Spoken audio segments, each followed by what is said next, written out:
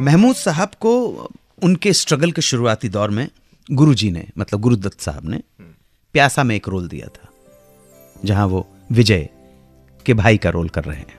Film की shooting के दौरान महमूद साहब नए थे, न्यू कमर, थोड़ा चुप चुप रहता, अगर ज्यादा बोले तो ऑब्जेक्शन है, इसलिए तो खामोश रहते थे। लेकिन कुछ समय के बाद उनकी दोस्ती गुरुदत्त जी के ग्रुप से हुई गई, जिसमें जॉनी वॉकर साहब थे और अबरार अलवी भी थे। एक दिन गुरुदत्त साहब को पता चला कि महमूद बहुत ही अंधविश्वासी, वहम, सुपरस्टिशियस किस्म का आदमी है।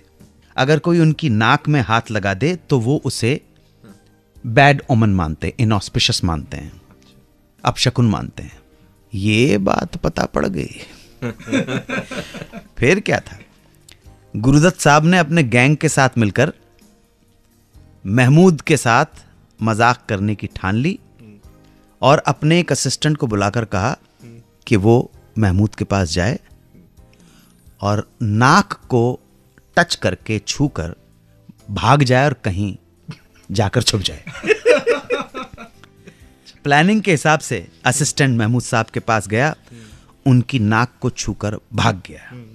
अब महमूद साहब के लिए तो बहुत बड़ा अपशकुन था, पनौती थी। उनके दिमाग में ये बात बैठ चुकी थी कि अगर जल्दी से उन्होंने वापस उस असिस्टेंट की नाक पर हाथ नहीं लगाया तो 100% कोई ना कोई ट्रेजेडी हो जाएगी। फिर क्या था, महमूद साहब उसे ढूंढने में लग गए। हर तरफ देखा, हर तरफ, हर कोने में। वो घबराहट में देख रहे थे, ढूंढ रहे थे, और सारी यूनिट उन पर हंस रही थी। जब काफी मेहनत मशक्कत के बाद भी उन्हें सेट पर वो असिस्टेंट नहीं मिला, तब उन्होंने जाकर शिकायत गुरु से की, गुरुदत्त साहब से। और गुरुदत्त साहब ने ऐसे बिहेव किया जैसे उनको कुछ पता ही नहीं है, अनजान बने बैठे रहे।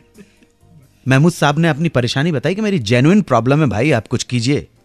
तो उन्होंने बड़े कैजुअली अपने स्टाफ को कहा कि ढूंढ कर लाओ भाई कौन है। तो साहब कुछ देर के बाद उनके स्टाफ ने उस असिस्टेंट को गुरुदत्त साहब के सामने लाकर खड़ा कर दिया, और जैसे ही वो सामने लाकर खड़ा किया गया तो महमूद साहब ने उसकी नाक को छूकर अपना वहम दूर किया और चैन की सांस ली।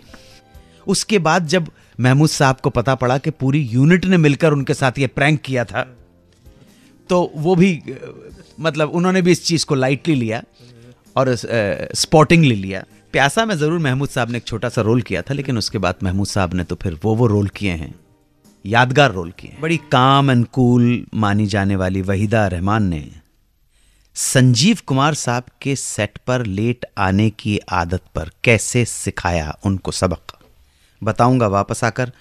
आप सुनते रहें Suhana Safar with Annu Kapoor. 92.7 big FM पर सुनते रहिए सुहाना सफर विद अन्नू कपूर।